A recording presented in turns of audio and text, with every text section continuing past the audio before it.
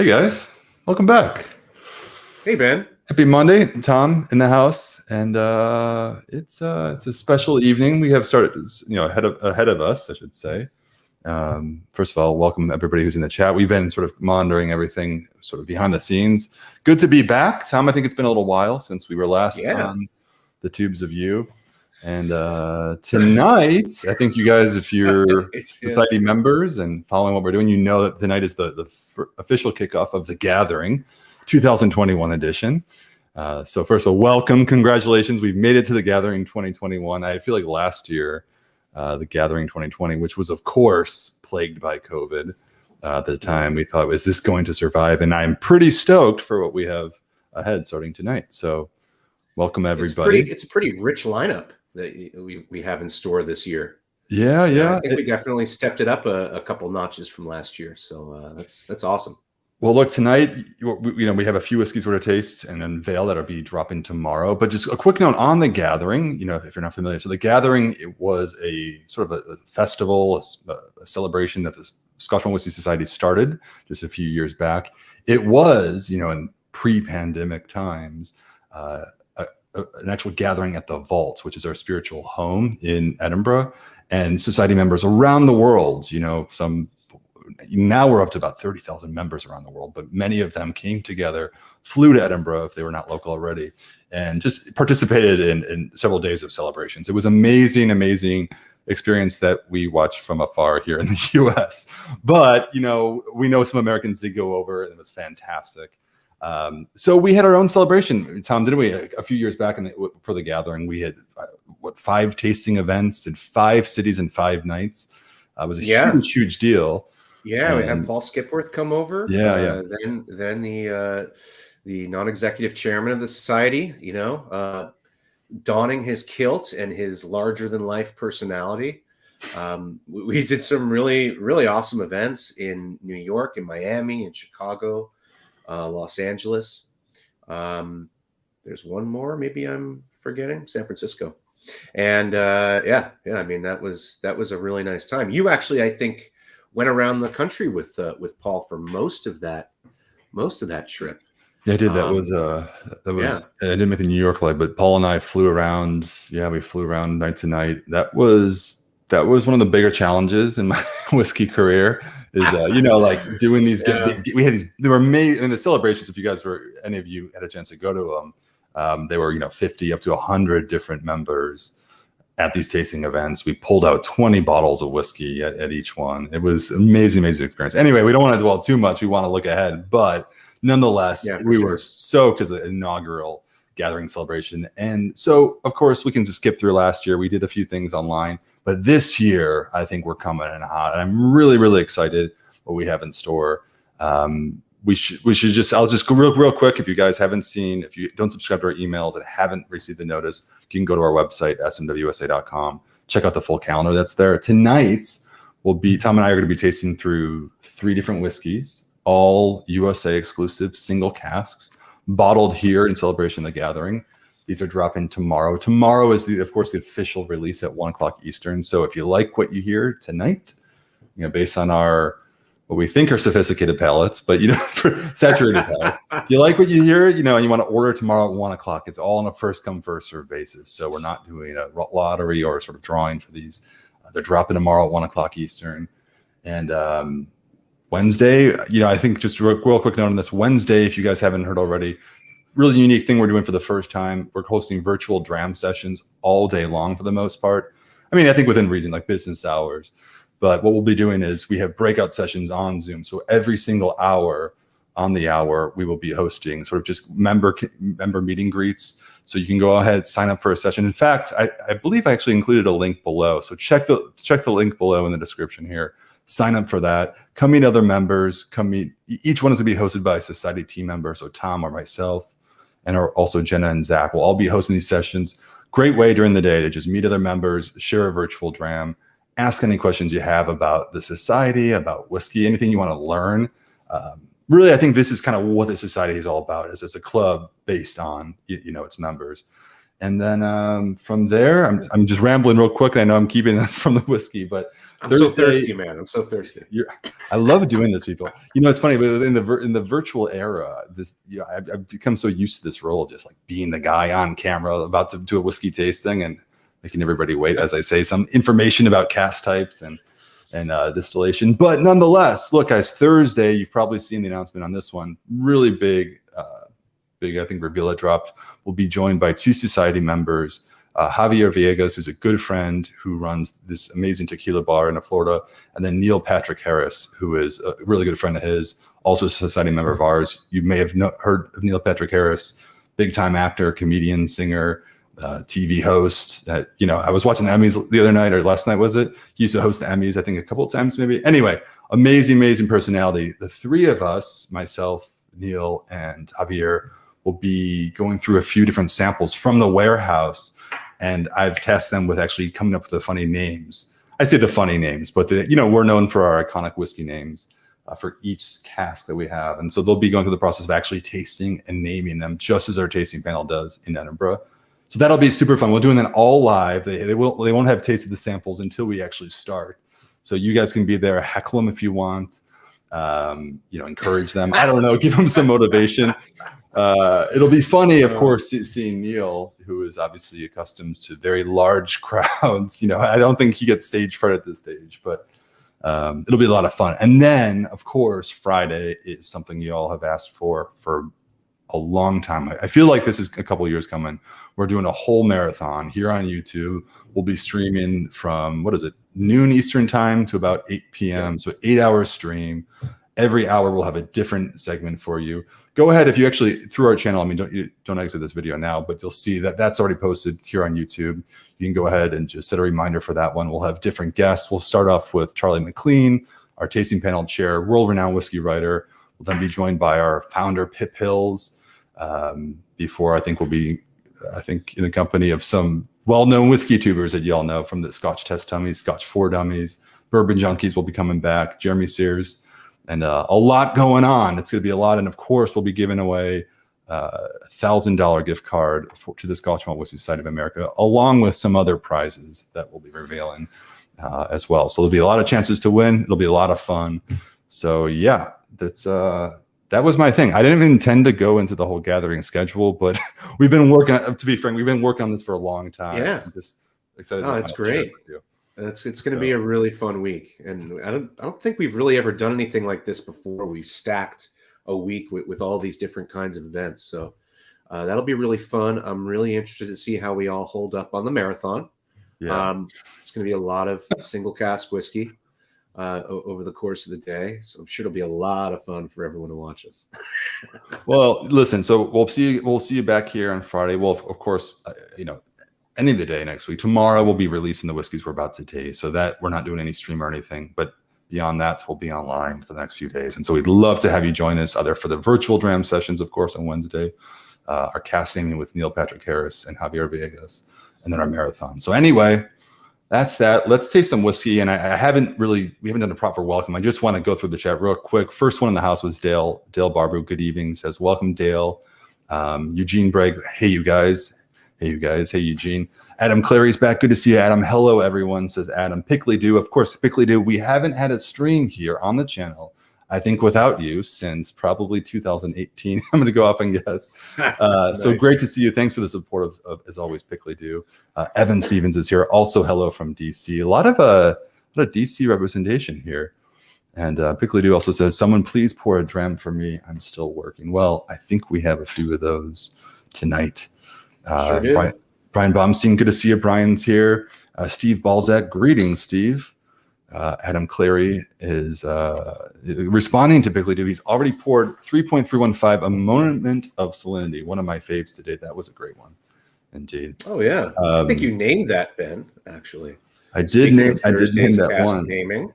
Yeah. If there's a name that has a moment in it, it tends to be my creation, because I love whiskey moments, and so it's kind of absolutely kind of nerdy. And last comment before we go on, Jacob Hill, greetings from Nashville. Jacob, greetings from Nashville as well. So it's good to see you. Maybe we'll have to meet in person if you're also in Nashville. So yeah. Anyway, guys, thanks again for joining us. Really excited to kick off the gathering tonight with this preview, a tasting of sorts.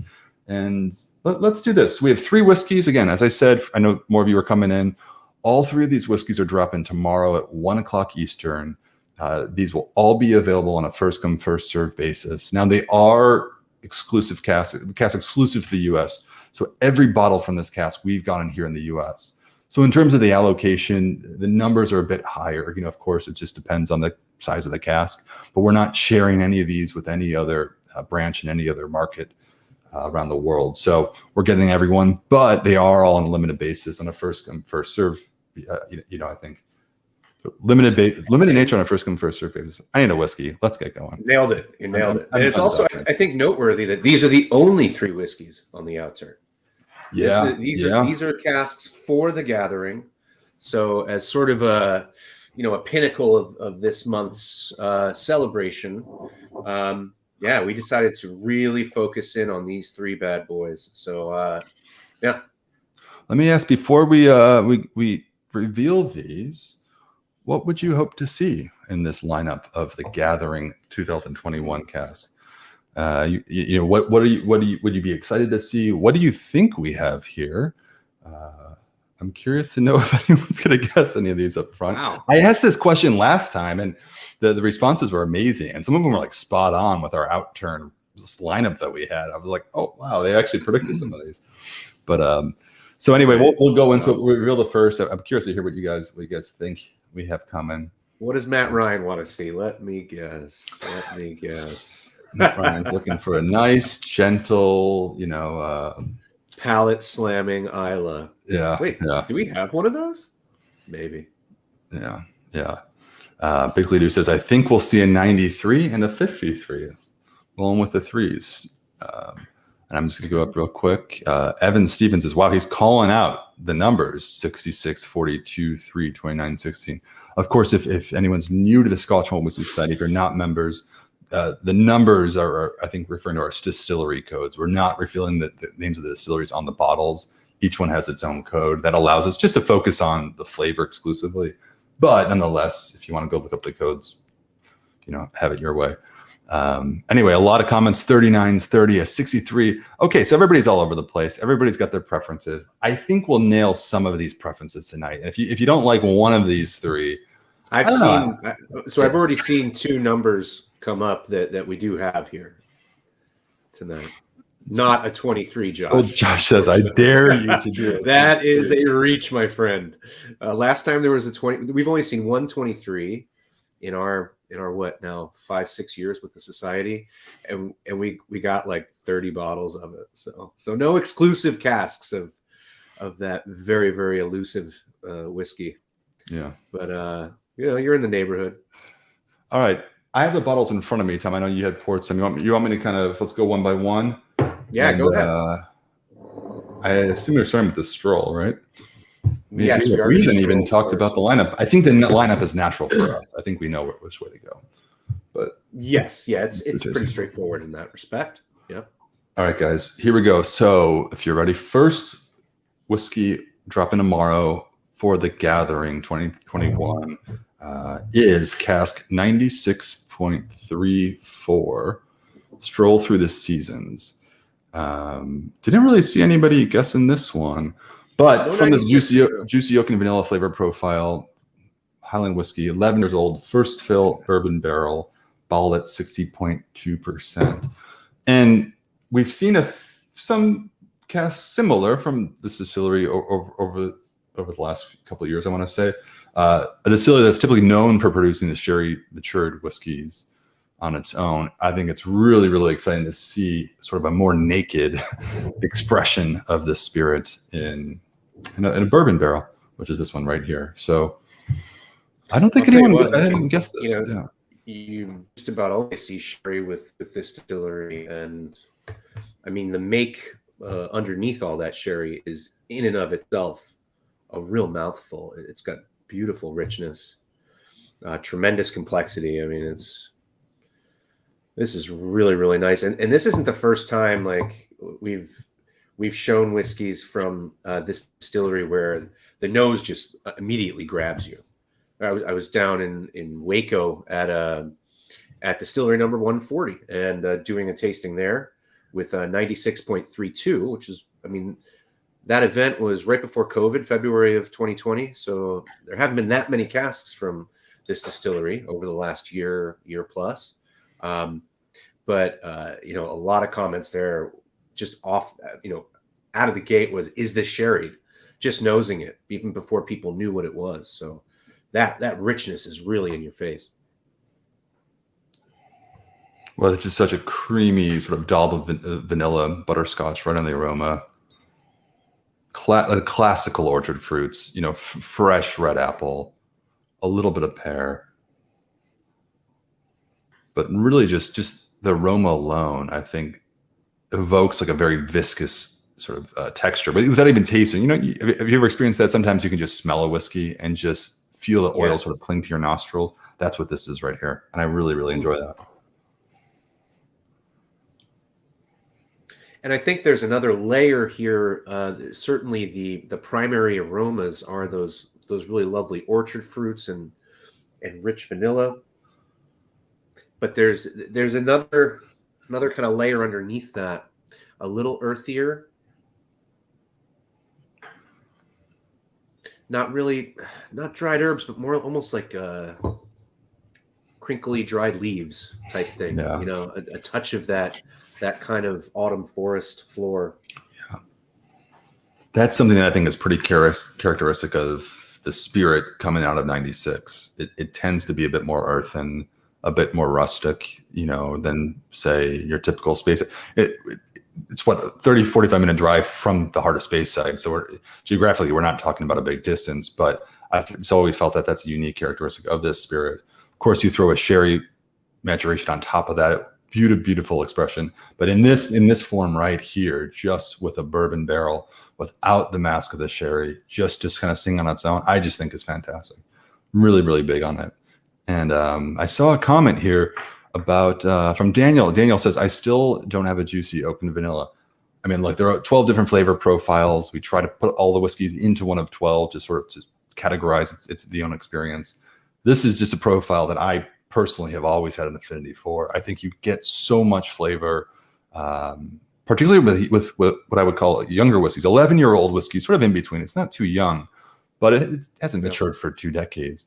But I think this combination of 11 years and like a fresh first fill bourbon cask really makes for a very dynamic and really just a very full and developed tasting experience. So I'm big on the juicy oak and vanilla for that reason.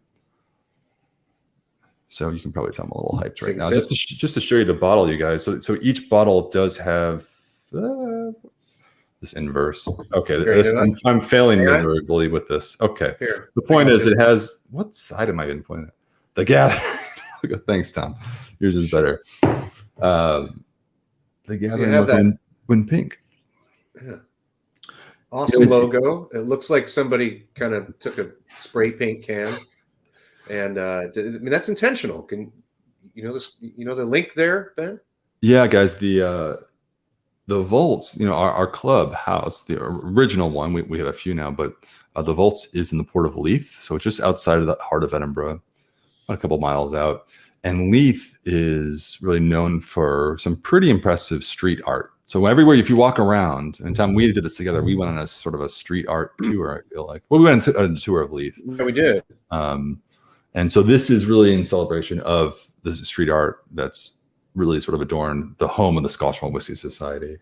And not much of sort of explanation beyond that. But if you've been to Leith, I'm sure you've probably seen that and comment below. But it's a lot of fun. Yeah. Let's get to the whiskey. I want to taste this one because one, we've talked for some time. Cheers, a very happy gathering. Cheers to everybody.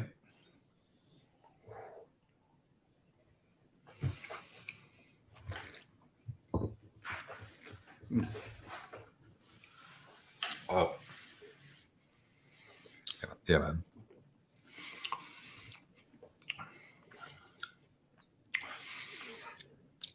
You seem like puzzled, and I'm just giddy. It was just spot on. This is for me. This just tastes like. Oh no, I'm not puzzled. I mean, I'm just trying to get everything. There's so much coming at you, you know. You're being very mature about the whole this. thing. I gotta remember that. Yeah. Yeah, that's oof. That is a beautiful mouthful of whiskey right there. Oof. The texture really follows through. Everything I said about sort of assuming it would be thick and oily, just based on the aroma, it absolutely delivers. And I think it's pretty much, for me, it was a continuation of the aroma. A lot of what you just detected on the nose kind of, for me, felt continued on in flavor form, which I loved. I love the aroma. I got to go back at it. I was a small sip and I was a little giddy. I was excited to taste it, but that was my first impression. I just think there's so much there for an 11-year-old, Yeah. Just waves. I mean, I'm still picking up the finish here. It just keeps going and going and going. I mean, it's still kind of clinging to the palate. Texture's amazing. I get a little less of the really kind of ripe fruit that I got on the nose. For me, it's a bit more kind of like sauteed. If we were to chop up those apples and pears and saute them in a little butter, that's kind of more of what I'm getting here. Beautiful pepper spice on the finish, like black pepper, nice and strong. Something we should mention too. We did have a chance to taste these last year. So these are all U.S. exclusive casks. Obviously, you can tell by the title of this video. We had a chance to sort of pre-taste them a year ago, just to see what was coming in the celebration of the gathering.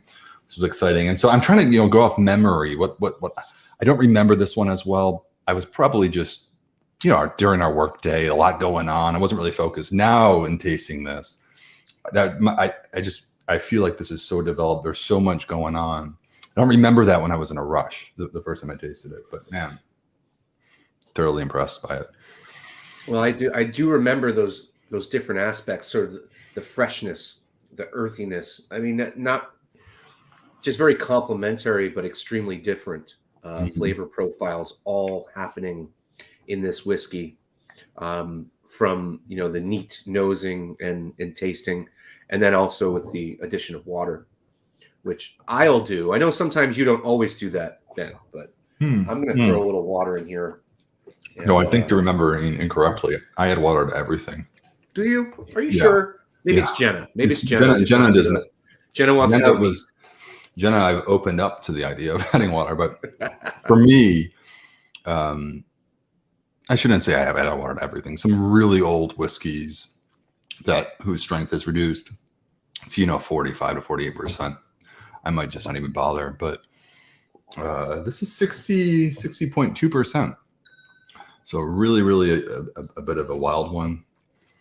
Something, Tom, to turn this into an infomercial, but something we need to remind everybody, if you haven't heard already, this week, starting today, I should say through Friday at midnight Pacific time, if you want to order any bottle of whiskey or anything from the Scotch Whisky Society of America, it's free shipping the entire week. So we didn't even talk about that earlier on. So as we're going through this, that's something I think a lot of members have asked for. We try to think of what can we do really just to support the members during the celebration. Yeah. We said, hey, a lot of people are saying, hey, shipping costs, or nobody loves paying shipping costs. It is what it is in the business. But so we're covering all of it for this week only, which is pretty exciting. Yeah, I mean, I think it's a nice, added value to everything else that's going on, where you could just sit and rip off some bottles and not have to worry about building a larger order or whatever. And yeah, I mean, we can't do it all year long because we need to feed our children and that sort of thing. But here and there, if we can add a little bit of added value like that, then we're very happy to. Yeah. So it's a hard stop Friday midnight Pacific time. That's right. Any order placed before that, starting from earlier this morning, you don't have to. Shipping is covered. So I think it's something to think about. Anyway, Matthew J. Ryan says huge, and the Whiskey Zone, good to see you. It says, now that's a nice treat. Yeah, it's pretty exciting. I think, Tom, was that your idea? I think, do we give you credit for the free shipping thing? Of course, yes. Yeah. It's always all those great ideas are mine. Come on. Yeah. Okay. Well, yeah, Tom does deserve credit for a lot of these great ideas, especially if it relates to any sort of sale, which those don't happen often around here. But I want to give away the house. All right. I mean, you just said you want to feed your kids. How selfish of you. Well, we need to feed our kids, but I mean, I want to give away the house. So there are kind of parallel universes I'd love to live in, but yeah, we'd love to do it all the time, but then everybody would just see other costs. So it doesn't work for us.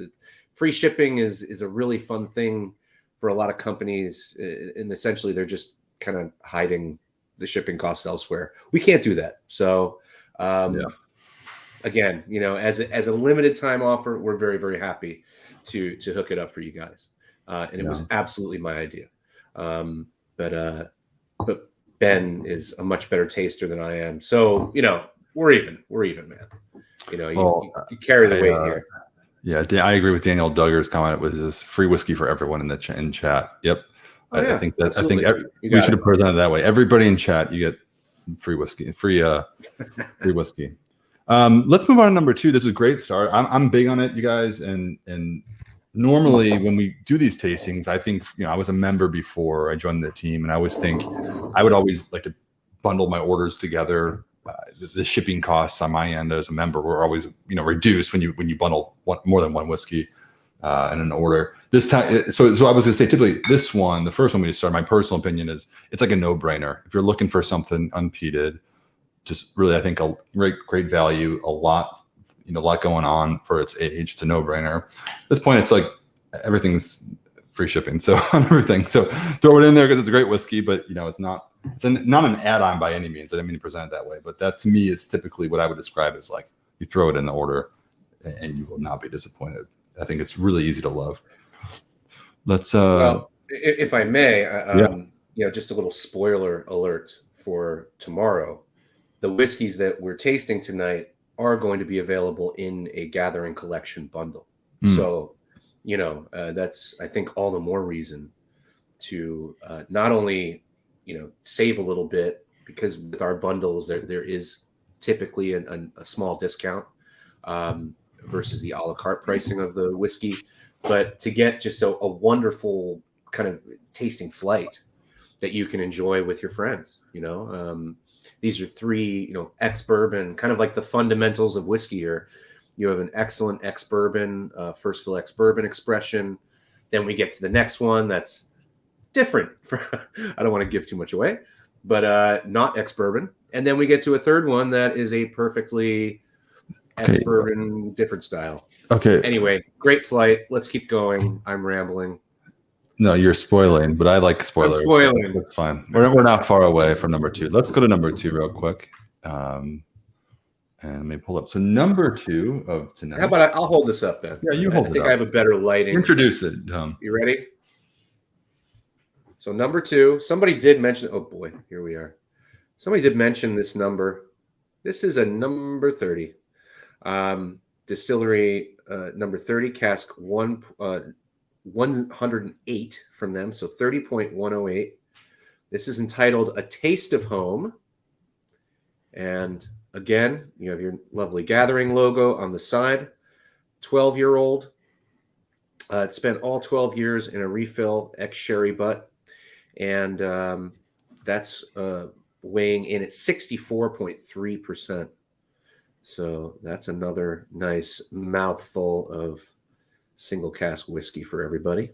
I'll hold the drum up side by side with the bottle, but yeah, really dark in color. Obviously, this is full term in a refill sherry cask, Oloroso sherry butt specifically. Really, really sort of dark amber color. Of course, color tells only so much, but you've asked for this. We hear a lot. Everybody likes a deep, rich, and dried fruits flavor profile.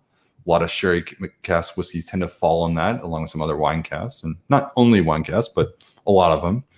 And here we go. This is, I think, for you guys who asked for this, but from fall's coming, baby. It's been so hot down here in the South, and I just want sherry bombs. This is a sherry bomb right here. This is actually one of like I walked over here this evening, and you feel autumn coming. You know, it's now late September. The humidity is finally leaving. Oh man! And yes, somebody did say sherry cask. Oh boy, we've been so #blessed to get some similar casks from this distillery over the years. You know, this age of the 12 years. I'm just sort of generalizing from a sherry, but what is it? 64.3%. This is a bomb, and I just love sort of the earthy characteristic with the dark fruits and baking spices and all the classical Oloroso sherry notes. But I just think this one, it's not too fruity. You know, the kind of like the one we had before. There is a nice duality there, and I've only nosed it. You know, no sulfur whatsoever, which I think is nice. Sometimes you get that sulfur creeping in. That's completely absent here. Just left with beautiful dried fruit and a little bit of molasses and this is salted caramel. This is like a Luxardo maraschino cherries. Hell yeah. But is there petrichor? That's the question everybody wants to has. Oh man, you know, I was close. I was actually going to say on the first whiskey, I'm not getting petrichor. It's close, but it wasn't. There was no petrichor. Background. Sadly, well, not so sadly. This stuff smells delicious. Petrichor. Not getting much petrichor here at all. Petrichor is Tom's signature note. That is my favorite. I love damp earth after a fresh rain. I love nosing this one. This is it's class. It's a classic sherry bomb, and it's not shy. What keeps saying this again? 64.3%. There is 64.3. The volume is dialed up to 11. Going in. A little bit of sort of peachwood aroma on the nose. I think that's fantastic. That's my style. Mm.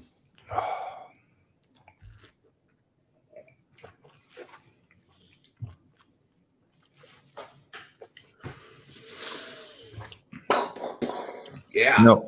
That is a mouthful, dude. Holy cow. I like it neat. I mean, that's dangerously high. Freaking delicious.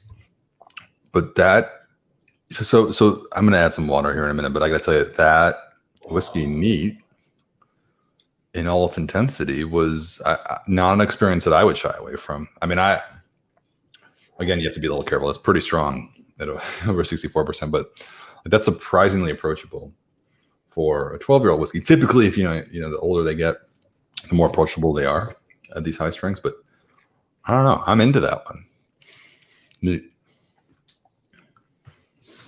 Daniel Duggar says, "I bet there's honey there. Is there honey? Do you get honey at all? Honey? Yeah. I could suss out a little honey. If I don't have to try too hard for that, but it's raw honey. Like it definitely has an organic kind of edge to it. Mm. Even that second sip, I mean, now you've acclimated a bit to the heat, which comes on a little bit in the initial taste, but now that just opens up to all this really lovely confection and more cabinet spices. I'm still getting a lot of that kind of Luxardo cherry character, which I love. A bit of like Boulevardier type cocktail in there, because I get a touch of that kind of burnt, like almost like a burnt orange peel. That touch of like citrusy edge. Well, I do. You see the burnt orange peel. I definitely get the citrus, and then like separately, I got like a little bit of a wood smoke. There is sort of a smoky aroma, likely just the char from the Cask. But yeah. So I experienced those two sort of flavors separately, but you're right. Together, I think that's probably the same result.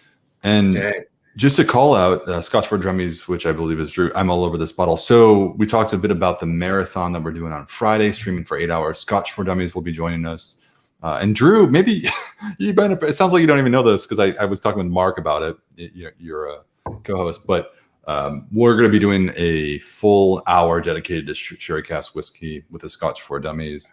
And I'm just spoiler alert, we will be revisiting this one. So you have a bottle on the way of this one for the actual stream on Friday. So I just want to highlight that. Lucky so you. don't get upset if it moves. But I think you're going to want another one. So again, 1:00 Eastern tomorrow is when these drop. But you'll have a chance to taste this here very soon.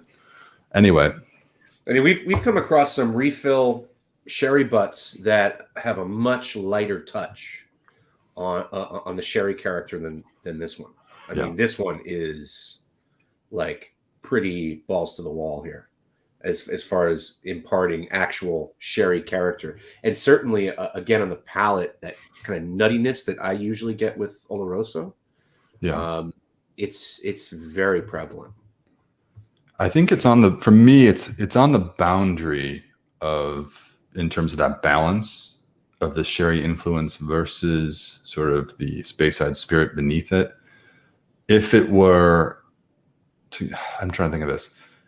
I would say it's on the cusp. If it were to go, if the sherry influence were a little bit stronger, one could argue that you're kind of missing out on the spirit and the fruity character beneath it. I think it's like right at that symmetry, or right at that sort of symmetrical point where I think everything works out.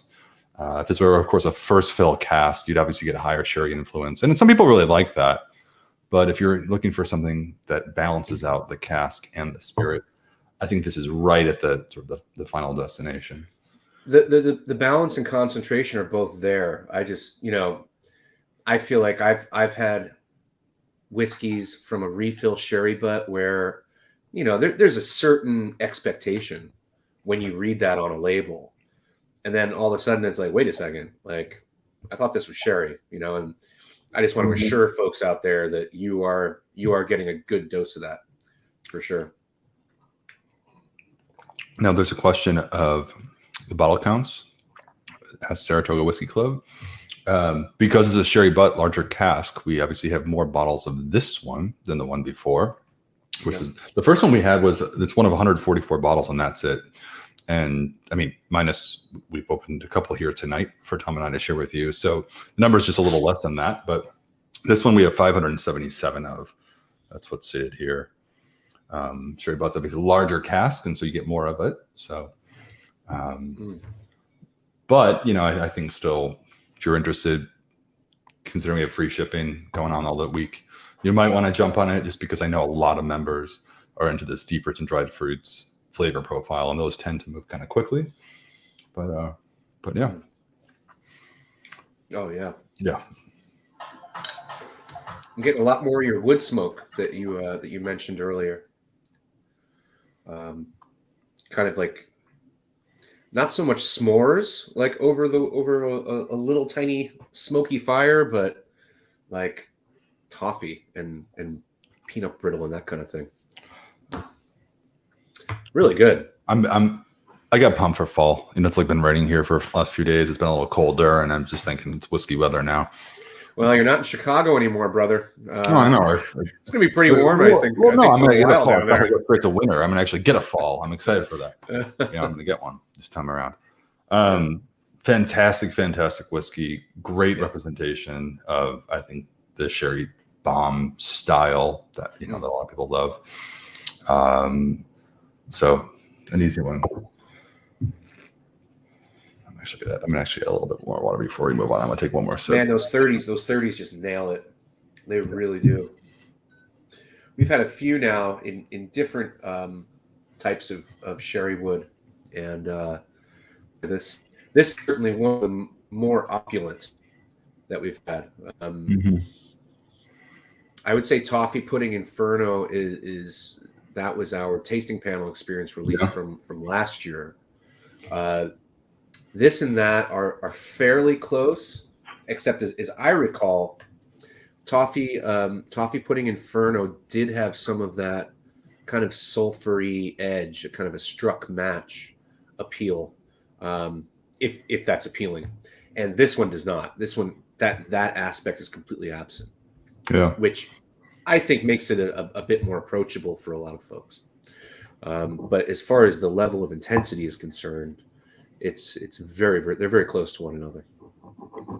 Yeah, a lot of people have. Some people are very intolerant with the sort of the sulfuric notes, and I mean, I think some palates really react to that differently. I've personally, I haven't minded it. Sometimes I even like a little bit of it, but you're right in that. Can I throw up a comment real quick? Yeah. Daniel Clarick asking about toffee or any pudding, and absolutely, have you had figgy pudding? This dram has figgy pudding written all over it. It's dark, it's intense, it's boozy, much like a proper figgy pudding served around the holidays should be. So yes, absolutely, it does. Thank you, Daniel. Figgy pudding all over this bad boy. Oh yeah. Yeah. That might be second to petrichor. Figgy pudding comes in a close second. Figgy pudding was definitely a Tom tasting note. That was. Oh man. Yeah. I love it. I absolutely love it. Yeah. I it's just so dank and intense and spicy and beautiful stuff. Gregor says, "Ain't nothing wrong with a lit match smell, yum." Yeah. Oh yeah, sure. I mean, listen, I dig it, but I've spoken to some members who will ask, "Hey, does this sherried whiskey have a sulfur edge to it? Because if it does, it's probably not for me." So, that was just a point I wanted to bring up for at least a handful of members that I've spoken to. Well, Gregor, if you order now, we can we'll throw a book of matches in with the order, so we can just really have the match experience.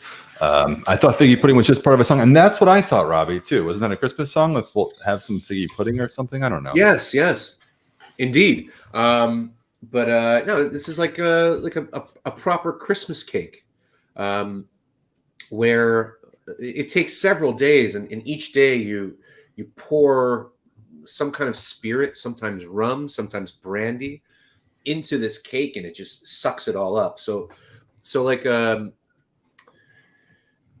it's certainly different than what we have in the U.S. as far as fruit cakes and Stollen and that kind of thing.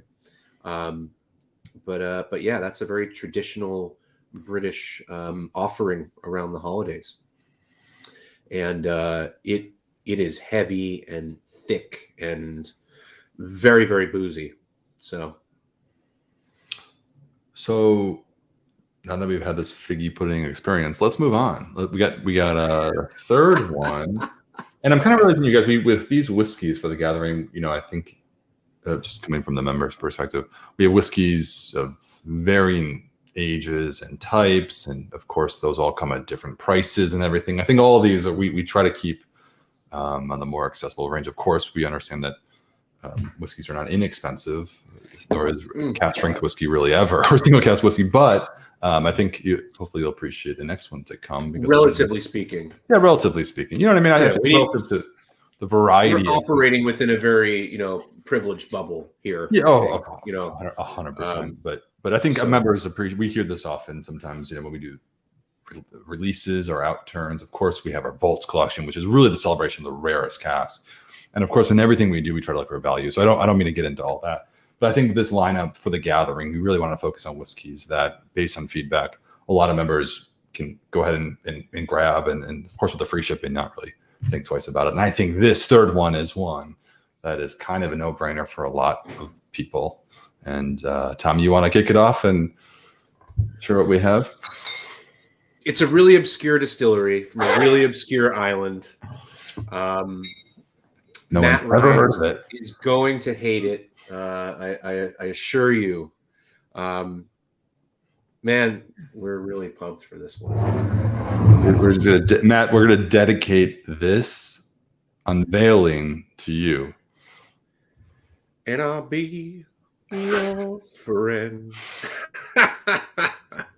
This is Cask 29.281 Driftwood Barbecue, baby. We probably should have thrown on the word baby at the end, huh? It would have been good. 10 years old from distillery number 29. That is weighing in at 60.8% alcohol. It's out of a second fill ex-bourbon barrel. Ben, I know you and I have tasted several second fill barrels. Yeah, that's a real sweet spot, I think, for both of us. As far as ex-bourbon maturation.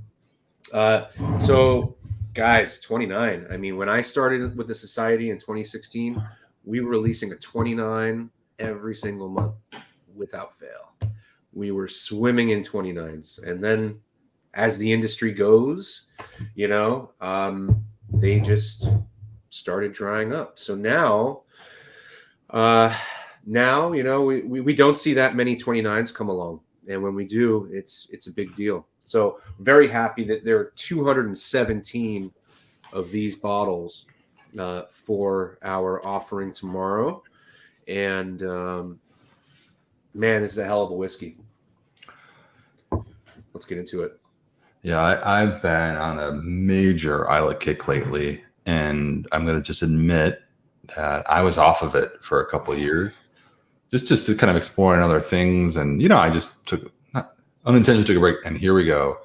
I just smelled this without even putting it up to my nose, and it's just symphonic. Absolutely symphonic. And this is not only a very rare distillery, but a fairly rare flavor profile, heavily peated. You're serious in rarity. Rarity in that, I guess you're being genuine when you're saying it's rare, because we don't see these around anymore. I thought you were being facetious when you said it's a rare distillery, because it's a very well-known distillery that everybody knows. But you're just saying again, I mean rare in terms of what we're releasing these days. Yeah. True. We just don't release a lot of this distillery any longer. Yeah. Because of their popularity, and that's great for them, But as their demand increases, our supply tends to have an inverse relationship to that. So, as much as we're very, very happy for them, it's a little sad for us that we don't get quite as many casks as we used to, which makes this even more special.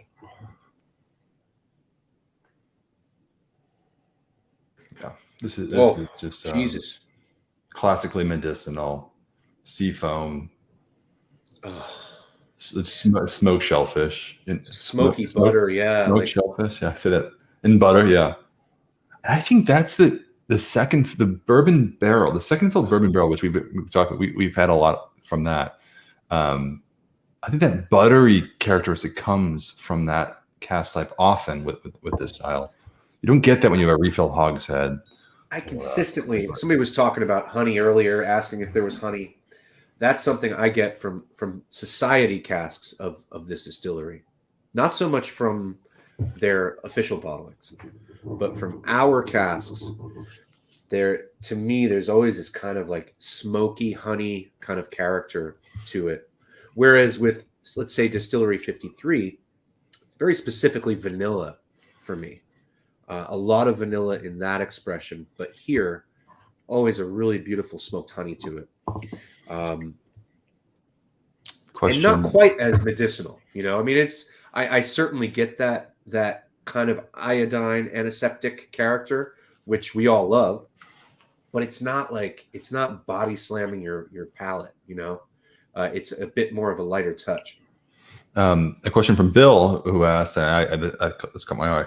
I wonder how this would stack up against his cask strength cousin in this distillery's core range. Not getting too much into the other whiskeys and obviously put out there, but it's a whiskey I'm very, very familiar with. I have one behind me on the shelf down below. Very, very different. I would say the intensity here is much higher. Of course, ABV is a little higher.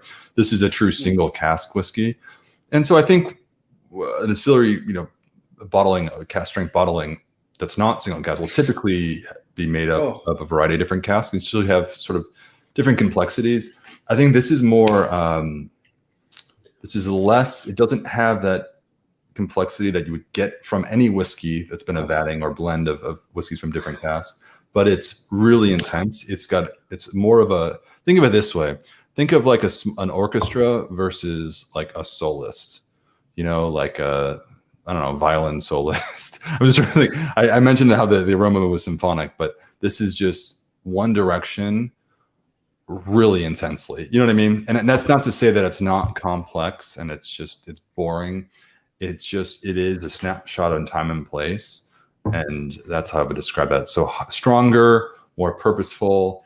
It's definitely smacks you in the face a bit more. And obviously Tom is dude, this whiskey's crazy. Yeah. This is so good. I got caught up on the comparison. I was like, because I was wondering that myself. This is really, I mean, and I'm not even drinking it here. Please, I envy your rediscovery, I guess. Oh my God. Oh man. Of course, I can get on and on about this. We won't dwell too much, but I do appreciate it's a naturally colored whiskey, which you don't get from the cousin. But this is a young pale. Oh man, that butter note, like the burnt butter, with the smoked fish, shellfish specifically. Yeah, I'm getting a bit of bacon grease, smoked fish, smoked trout, like grilled lobster. Those tarry ropes that they're always talking about, those exist. Those are real, and man, they are there. I'm getting quite a bit more of the of that medicinal character on the palate versus the nose. The palate, it's really coming through, and just kind of dancing around the outskirts of this like smoky seafood kind of buffet that is happening at the moment. Man.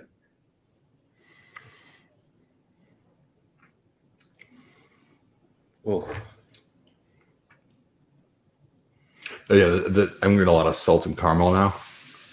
Like just thick uncut salt. Like it's really, not like there's a little bit of sea foam, but it's not really. I wasn't getting a ton of salt water, like sort of that saline element.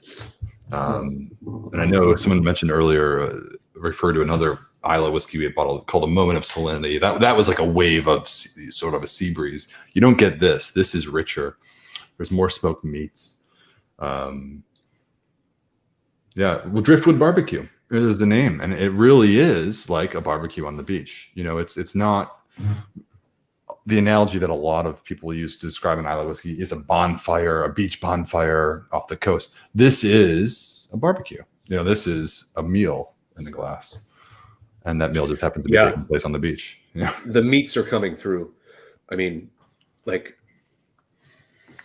definitely. I mean, I'm getting some kind of fatty, bacony character. I'm getting some brisket, some lean brisket. I mean, and this is 30, 40 seconds after I've swallowed the whiskey. It's just still there, and I'm getting so much more development. Oh, yeah, that's question from really Daniel something. To Matthew Ryan. How many Society 29s do you have? My count is at 16 now. Well, that's pretty good. Matt, you've been called out. I think that would be a low number for Matt's collection. So Pravin asks an interesting question. Is there a cap on the 29? No, within reason.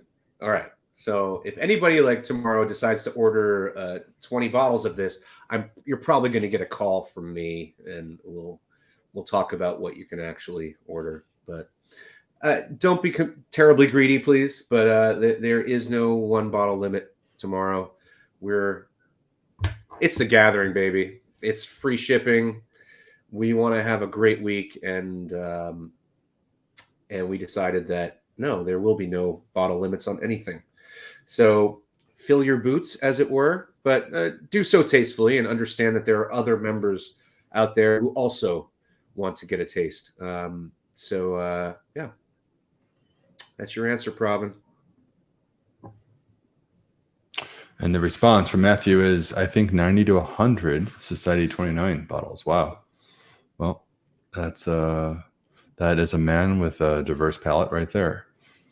And by diverse, I mean diverse because no two casks are ever alike. So they're all That's right. Sure. I mean, come on.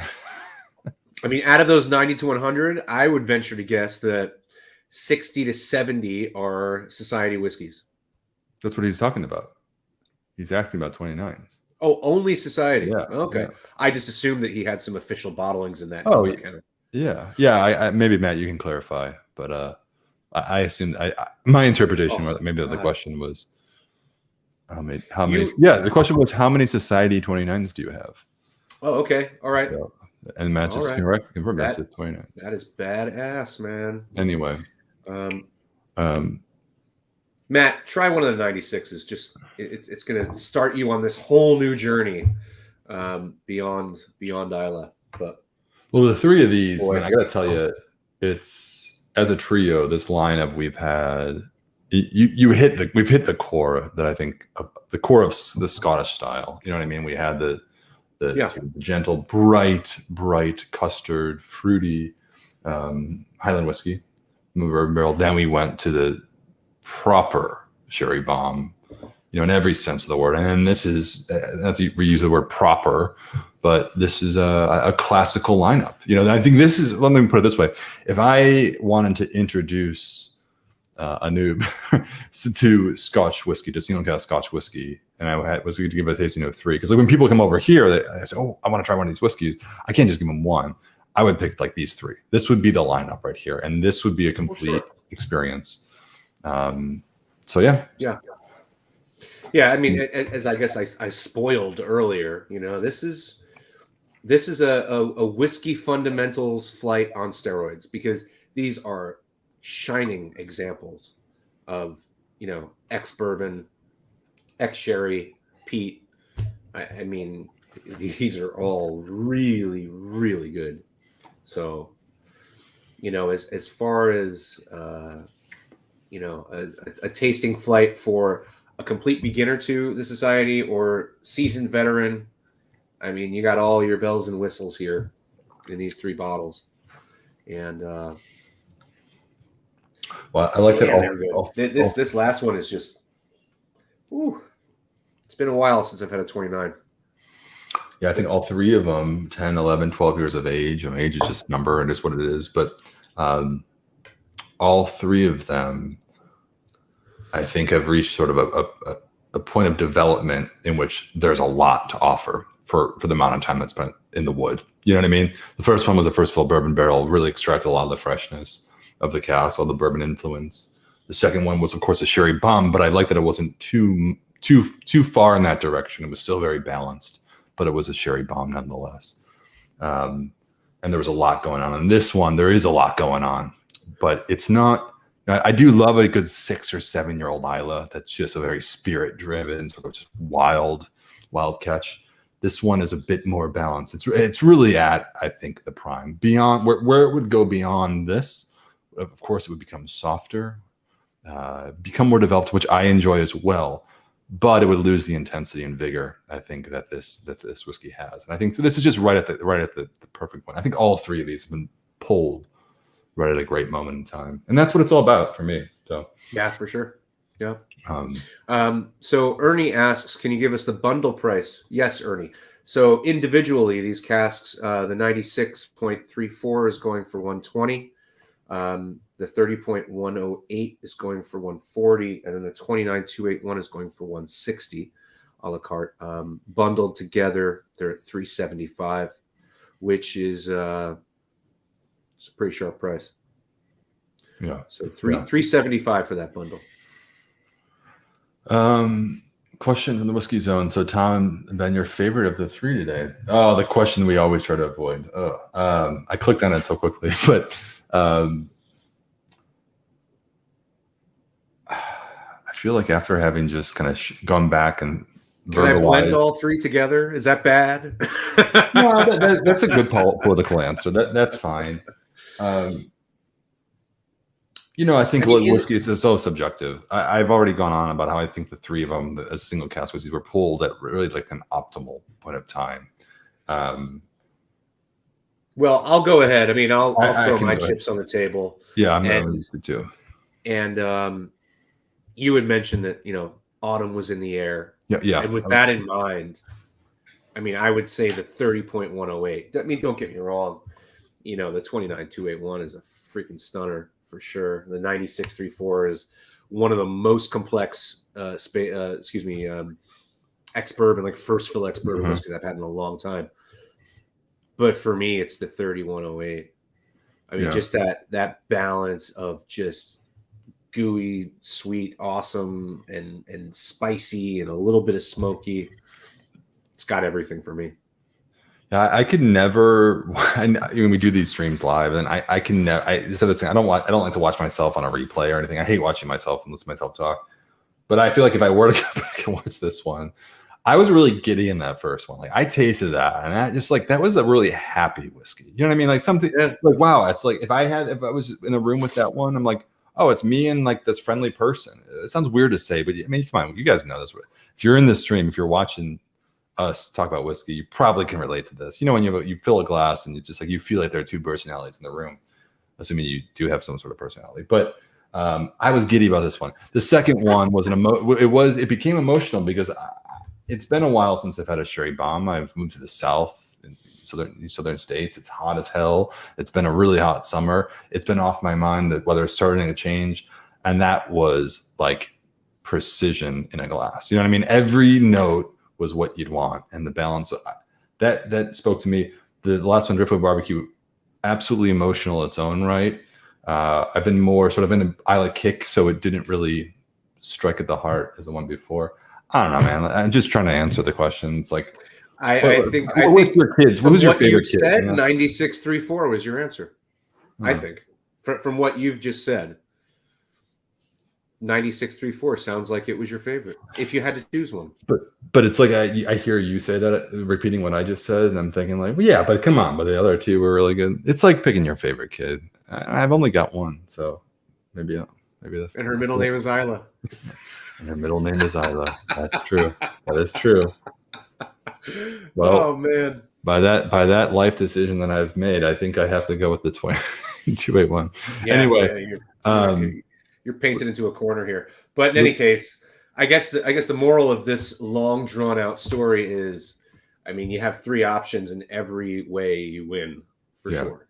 Go for what sounds good to you, or if you're on the fence about a certain style and you're looking to branch out, I gotta tell you, like, you're not going to go wrong. You know, if you're looking to get into peated whiskey and you've sort of been on the fence about that and trying to get into it, just pick this one. Pick up the 29281, the Isla, because it'll deliver. It's a great representation. That's a baptism by fire for sure. Yeah. But if you're looking for a sherry bomb and you sort of prefer the American oak and you want to sort of get into the European oak style in this one, that's a great place to be. You know what I mean? Yeah. So you don't have to go with just what your comfort zone. Step out a little bit. So.